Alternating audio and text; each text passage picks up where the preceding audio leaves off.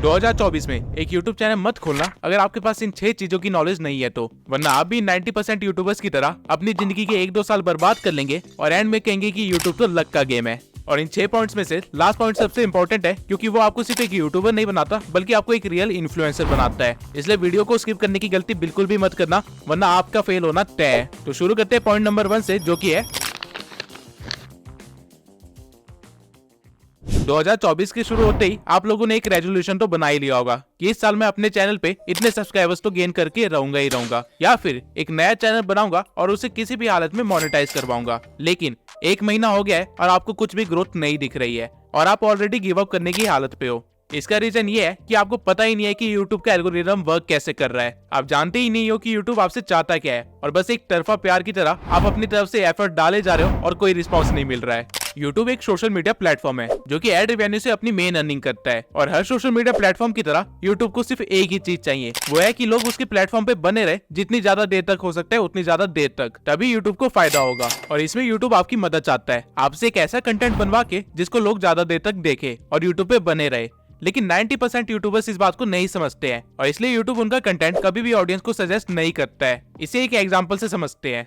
मान लेते हैं आपने एक नया यूट्यूब चैनल खोला और आपने अपनी एक वीडियो अपलोड करी। यूट्यूब उस वीडियो के टाइटल, डिस्क्रिप्शन और कीवर्ड्स के बेसिस पे उस वीडियो को कुछ लोगों को सजेस्ट करेगा, जिसके बाद वो लोग आपके थंबनेल के बेसिस पे आपकी वीडियो पे क्लिक करेंगे और उसे देखेंगे, जिससे यूट्यूब को ये पता चल जाएगा कि आपकी वीडियो किस तरह के लोगों को पसंद आ रही है। और फिर यूट्यूब सिमिलर इंटरेस्ट वाले लोगों को आपकी वीडियो भेजेगा और फिर चेक करेगा कि वो लोग आपकी वीडियो पे कैसा रिएक्ट कर रहे हैं। यूट्यूब बेसिकली 2 चीजों को ट्रैक करता है, वॉच टाइम और एंगेजमेंट। यूट्यूब देखेगा कि जिन लोगों को उसने आपकी वीडियो सजेस्ट की थी वो कितनी देर तक आपकी वीडियो देख रहे हैं। अगर ऑडियंस उसे काफी देर तक देख रही है या फिर पूरा देख रही है तो यूट्यूब उस वीडियो को और ज्यादा प्रमोट करेगा और ज्यादा से ज्यादा लोगों को दिखाएगा, क्योंकि इस वीडियो की वजह से लोग यूट्यूब पे 7 से 10 मिनट एक्स्ट्रा रुक रहे हैं, जिससे यूट्यूब काफी मोटा पैसा छाप रहा है। वहीं अगर इस वीडियो की ऑडियंस रिटेंशन कम होती तो यूट्यूब इसे सजेस्ट करना बंद कर देता, क्योंकि यूट्यूब अपनी ऑडियंस का मूड खराब करके उसे दूसरे सोशल मीडिया प्लेटफॉर्म पे नहीं भेजना चाहता है। ठीक इसी तरह अगर आपकी ऑडियंस आपकी वीडियो पे एंगेज कर रही है, यानी कि लोग उस पे कमेंट कर रहे हैं या फिर उसे शेयर कर रहे हैं, तो भी यूट्यूब आपकी वीडियो को प्रमोट करेगा, क्योंकि अगर आपकी वीडियो शेयर की जा रही है तो लोग बाकी प्लेटफॉर्म को छोड़ के आपकी वीडियो देखने आ रहे हैं, जिससे अगेन यूट्यूब का मेन मोटिव कंप्लीट हो रहा है, लोगों को अपने प्लेटफॉर्म पे रोक के रखना। और वहीं अगर आपकी वीडियो पे कुछ ज्यादा कमेंट्स आ रहे हैं तो काफी सारे लोग कमेंट्स का रिप्लाई भी करेंगे, बहसबाजी भी करेंगे और किसी न किसी तरह एंगेज करेंगे, जिससे आपका तो मेंटल पीस खराब हो जाएगा, लेकिन यूट्यूब अपना पैसा छाप लेगा आपको कुछ एक्स्ट्रा मिनट इस प्लेटफॉर्म पे रोक के। लेकिन वहीं अगर आपकी वीडियो एंगेजमेंट ला के नहीं दे पा रही है या फिर वॉच टाइम ला के नहीं दे पा रही है तो यूट्यूब आपकी वीडियो को यूजलेस समझेगा और उस पर अपना टाइम वेस्ट नहीं करेगा। अब आधे से ज्यादा लोग इस चीज को नहीं समझ पाते हैं और वो लगातार यूट्यूब पे अपना कंटेंट डालते रहते हैं, जिसकी वजह से वो ग्रो ही नहीं कर पाते। आपको इस चीज को समझने की जरूरत है कि यूट्यूब आपसे आपकी वीडियोस नहीं चाहता है, वो आपसे आपका वॉच टाइम और एंगेजमेंट चाहता है। और ये चीजें कैसे लानी है, आपको इस चीज पे ज्यादा फोकस करना चाहिए। और एक और बहुत इंपॉर्टेंट चीज, एल्गोरिदम टाइम के साथ चेंज होता रहता है। 2014 में जब यूट्यूब पे ज्यादा क्रिएटर्स नहीं थे तब डजंट मैटर कि आप किस तरह की वीडियो बना रहे हैं, अगर आप ज्यादा वीडियोस डाल पा रहे हैं तो आपका वायरल होना कंफर्म था, क्योंकि उस टाइम पे यूट्यूब को ऑडियंस को अपने प्लेटफॉर्म पे लेके आना था, जो कि रेडियो या टीवी में घुसे रहते थे। यूट्यूब उनको अपने प्लेटफॉर्म में फंसाना चाहता था, इसलिए उस टाइम पे जितनी ज्यादा वीडियोस होती थी उतनी ज्यादा वेरायटी होती थी और उतनी ज्यादा लोग अट्रैक्ट होते थे। लेकिन 2018 में जब क्रिएटर्स काफी ज्यादा हो गए थे तब यूट्यूब अपनी ऑडियंस को बुला नहीं रहा था, बल्कि जो ऑडियंस उसके पास है उनको सस्टेन कर रहा था। इसलिए उस टाइम पे यूट्यूब ने लंबी वीडियोस को प्रमोट करना स्टार्ट कर दिया था। अगर आप उस टाइम पे कुछ 1 घंटे की वीडियो या फिर 30 मिनट की वीडियोस बनाते तो आपके वायरल होने के 90% चांसेस ज्यादा थे। और इसके बाद 2020 में एक और चेंज आता है जब टिकटॉक और रील्स का जमाना स्टार्ट हो जाता है। अब लोगों को लंबी वीडियो नहीं देखनी थी, बल्कि उनको जल्दी जल्दी वीडियोस देखनी थी, और इसलिए यूट्यूब ने शॉर्ट्स इंट्रोड्यूस किए। और इवन अभी भी यूट्यूब शॉर्ट्स को काफी ज्यादा प्रमोट कर रहा है, क्योंकि शॉर्ट्स देखते देखते कब 1-2 घंटे निकल जाए पता ही नहीं चलता। और यही तो यूट्यूब को चाहिए कि आप उसके प्लेटफॉर्म को छोड़ के जाओ ही ना। और एज ए यूट्यूब क्रिएटर अगर आप बिना एल्गोरिदम को समझे वीडियो अपलोड करना स्टार्ट करोगे तो आपका फेल होना ग्रांटेड है। लेकिन क्या एल्गोरिदम एक लौता फैक्टर है जो कि आपके फेल होने का रीजन हो सकता है? नहीं। अगर आप अभी तक इस भ्रम में जी रहे हैं कि आप रोज वीडियो डालेंगे और आपकी कोई ना कोई वीडियो तो वायरल हो ही जाएगी, तो आप बहुत ही जल्दी अपनी मेहनत और टाइम बर्बाद करके क्विट करने वाले हैं, क्योंकि आपको इस चीज को समझने की बहुत ही ज्यादा जरूरत है कि क्वालिटी ओवर पावर्स क्वांटिटी। अगर आप 2 चैनल्स खोलते हैं जिनमें से आप एक चैनल पे साल में सिर्फ 4 क्वालिटी वीडियोस बनाते हैं और वहीं दूसरे चैनल पे साल में 365 वीडियोस बनाते हैं लेकिन सारी वीडियोस बिलो एवरेज है, तो वो जो 4 वीडियोस वाला चैनल है वो मिलियन सब्सक्राइबर्स गेन कर चुका होगा, वहीं 365 वीडियोस वाला चैनल हो सकता है कि 10,000 सब्सक्राइबर्स भी गेन ना किए हो। रीजन बीइंग कि वो 4 वीडियोस की क्वालिटी 365 वीडियोस से भी ज्यादा है, और यही रीजन है कि डिकोडिंग वाईटी, मैं और कई सारे छोटे चैनल्स इतनी जल्दी ग्रो कर पाए, वो भी इतनी कम वीडियोस में, क्योंकि ये चीज हमें पता थी। अगर आपको क्वालिटी कंटेंट बनाने में 1 महीना लगता है तो कोई बात नहीं, लेकिन बिलो एवरेज कुछ भी मत दिखाइए, क्योंकि अभी यूट्यूब पे ऑप्शंस की भरमार है। अगर ऑडियंस को आपकी वीडियो पसंद नहीं आई तो वो किसी और के चैनल पे जाके उसकी वीडियोस देख लेंगे, और यूट्यूब ये चीज देखेगा तो यूट्यूब उसके चैनल को प्रमोट करेगा। वहीं अगर ऑडियंस को आपकी वीडियो पसंद आ गई तो वो आपकी वीडियोस के लिए वेट किया करेंगे, और यूट्यूब इस चीज को भी देखेगा और फिर वो आपके चैनल को भी प्रमोट करेगा। लेकिन वीडियोस की क्वालिटी बढ़ाए कैसे? तो वीडियोस की क्वालिटी बढ़ाने के लिए आपको कोई महंगे गैजेट्स की जरूरत नहीं है, बल्कि आपको सही टेक्निक्स की जरूरत है, जिससे कि आप सही स्क्रिप्टिंग, वॉइस ओवर और एडिटिंग कर पाओ। अब ऑल्दो और भी कई सारे फैक्टर्स होते हैं जो कि क्वालिटी कंटेंट बनाने के लिए इंपॉर्टेंट होते हैं, लेकिन ये 3 चीजें बेसिक है। और अगर आपको इसको अच्छा करना है तो आप मेरी how to grow on YouTube playlist देख सकते हैं, जहाँ पे मैंने हर एक पॉइंट को अच्छे से डिटेल में एक्सप्लेन किया हुआ है। और जब आप ये प्लेलिस्ट देख के ग्रो हो जाएंगे तब आपको रियलाइज होगा कि आप वो सारी गलतियां करने से बच गए जो कि हमने सालों तक की थी। लेकिन सिर्फ क्वालिटी कंटेंट और एल्गोरिदम को समझने से आप अपने चैनल को फेल होने से नहीं बचा सकते हैं, क्योंकि यूट्यूब अगर आपकी वीडियो ऑडियंस तक पहुंचाएगा ही नहीं, उसे इंप्रेशंस देगा ही नहीं, तो वीडियो का आप क्या ही करोगे।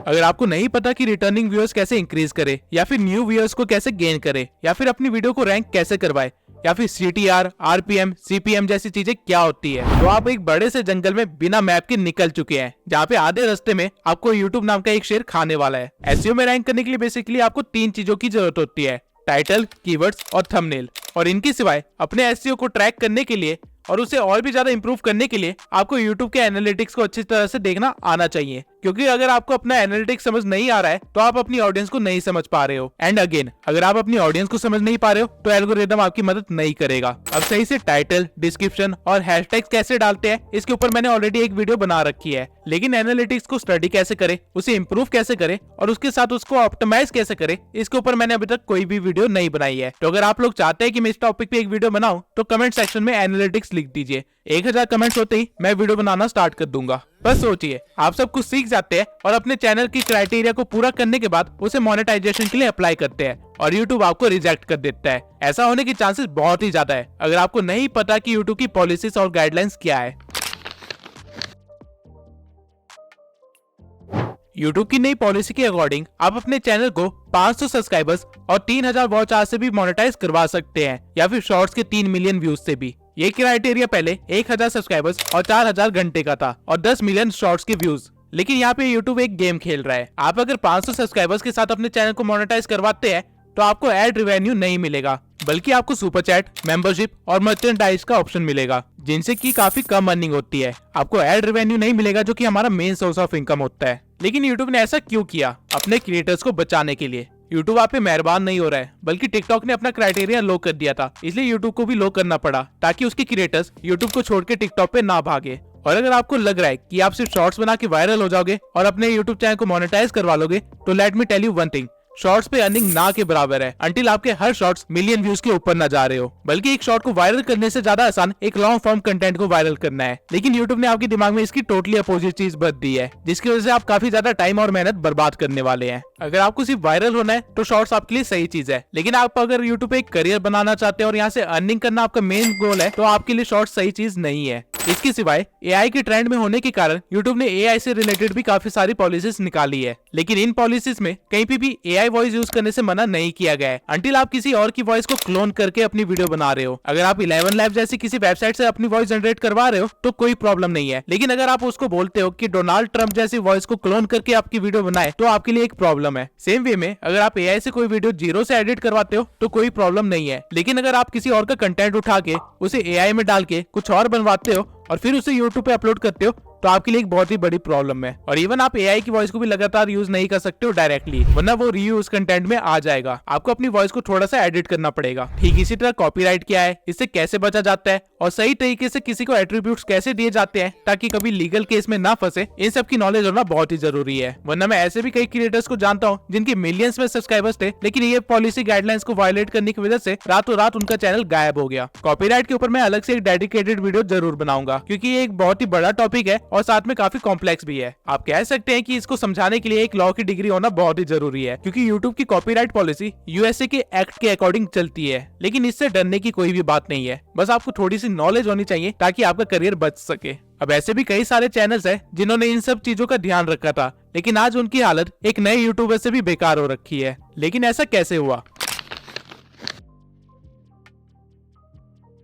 यूट्यूब एक रियल बिजनेस है और हर बिजनेस की तरह यहाँ पे भी कंपटीशन है, और अगर आप अपने कंपटीशन को नहीं भाप पाए तो आपका कंपटीशन आपको खत्म कर देगा। और कुछ ऐसा ही हुआ है जुन्नू की टेक और फैक्ट टेक के साथ। और ये प्रॉब्लम आपको सिर्फ तब नहीं आएगी जब आप ग्रो कर चुके होगे, बल्कि आप जब ग्रो करने की कोशिश कर रहे होगे तब आपको रियलाइज होगा कि आपसे बेहतर चैनल्स आपके बिल्कुल बगल में ही खड़े हैं और आपसे कम्पीट कर रहे हैं। और अगर आपको उनको पीछे छोड़ना है तो आपको कुछ ऐसा करना पड़ेगा जो कि कोई और नहीं कर रहा है, वरना आप भी उन 90% यूट्यूबर्स की तरह इस कंपटीशन में दब के खत्म हो जाओगे। अब अगर आप सोच रहे हैं कि मैं नीश ही ऐसे सिलेक्ट करूंगा जिसमें कंपटीशन ना के बराबर हो, तो आप बहुत ही गलत हो, क्योंकि ऐसी कोई भी नीश नहीं है जिसमें कंपटीशन ना हो। आप कुछ भी इमेजिन कर सकते हैं और जब आप सर्च करेंगे तो आपको उसमें कंपटीशन मिलेगा ही मिलेगा। तो कंपटीशन से बचे कैसे? इसका सिर्फ एक ही तरीका है कि आपको ट्रेंड के साथ चलना पड़ेगा, एडेप्टेशन करनी पड़ेगी और साथ में अपनी एक यूनिक आइडेंटिटी बिल्ड करनी पड़ेगी। इवन हमारी नीश में भी काफी सारे क्रिएटर्स 5 साल से भी पहले बैठे हुए हैं, लेकिन पिछले 1 साल में एक नया ट्रेंड आया है जिसकी वजह से इन बड़े क्रिएटर्स को भी मुश्किल का सामना करना पड़ रहा है। वो है एडिटिंग का ट्रेंड। ये सारे क्रिएटर्स अपनी फेस कैम वाली वीडियोस को हटा के अब एक व्हाइट बोर्ड पे आ गए हैं, जहाँ पे ये व्हाइट बोर्ड पे सारी चीजें एक्सप्लेन कर रहे होते हैं। लेकिन नए ट्रेंड में जहाँ एडिटिंग के थ्रू हर चीज को एक्सप्लेन किया जा रहा है, उसे ये अडेप्ट नहीं कर पाए, जिसकी वजह से छोटे चैनल्स भी इनसे ज्यादा व्यूज ले जा रहे हैं। और ठीक इसी तरह छोटे चैनल्स में भी कॉम्पिटिशन काफी ज्यादा बढ़ गया है, जहाँ पे ग्रो करने के लिए आपको कुछ यूनिक करना पड़ेगा। और वो कोई भी छोटी सी चीज हो सकती है, चाहे आपके बोलने का तरीका हो सकता है, आपकी स्क्रिप्टिंग का स्टाइल हो सकता है, या फिर मेरी तरह एक एआई अवतार हो सकता है, लेकिन कुछ अलग जो कोई और ना कर रहा हो। अब अगर आप कंपटीशन से बच भी गए तो आपको वो करना है जो बड़े क्रिएटर्स मजबूरी में नहीं कर पाते हैं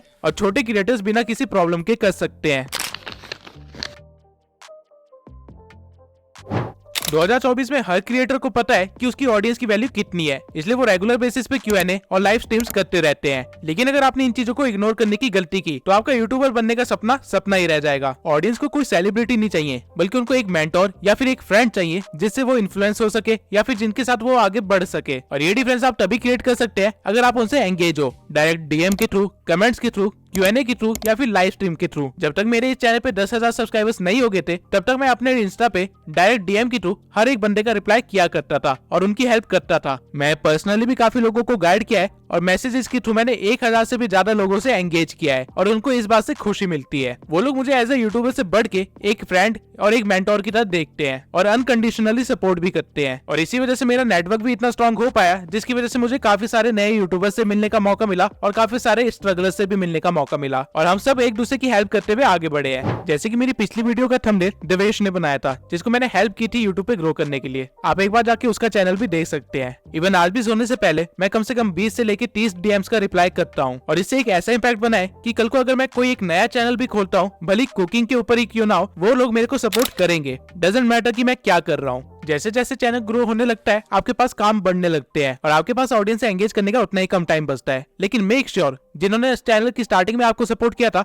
आप उनको एंड तक सपोर्ट करो, क्योंकि वो स्कूल फ्रेंड्स की तरह होते हैं। और क्योंकि आज मुझे मौका मिला है, तो मैं अमन पटेल के साथ साथ उन सभी सब्सक्राइबर्स को थैंक यू बोलना चाहता हूँ जो मेरे चैनल की स्टार्टिंग से लेके अभी तक मेरे साथ बने हुए हैं और इनको मैं एज ए ट्रू फैमिली मानता हूँ। अब आपको वो सारे 6 पॉइंट्स पता है जो आपको ध्यान में रखने चाहिए 2024 में एक यूट्यूब चैनल खोलने से पहले। और अगर आपने सोच लिया है कि आप एक यूट्यूबर बन के ही रहेंगे, तो मेरी इस प्लेलिस्ट को जरूर देखना। आप ऑलरेडी अपने कंपटीशन से काफी ज्यादा आगे बढ़ चुके होंगे। इसी के साथ इस वीडियो को खत्म करते हैं। मैं गिव अवे का विनर अगली वीडियो में अनाउंस करूंगा और अगली वीडियो एक Q&A होगी, जहाँ पे मैं यूट्यूब से रिलेटेड हर क्वेश्चन का आंसर दूंगा। तो कमेंट सेक्शन में अपने क्वेश्चन लिख दीजिए, क्योंकि अगली वीडियो में उसका आंसर मिलने वाला है।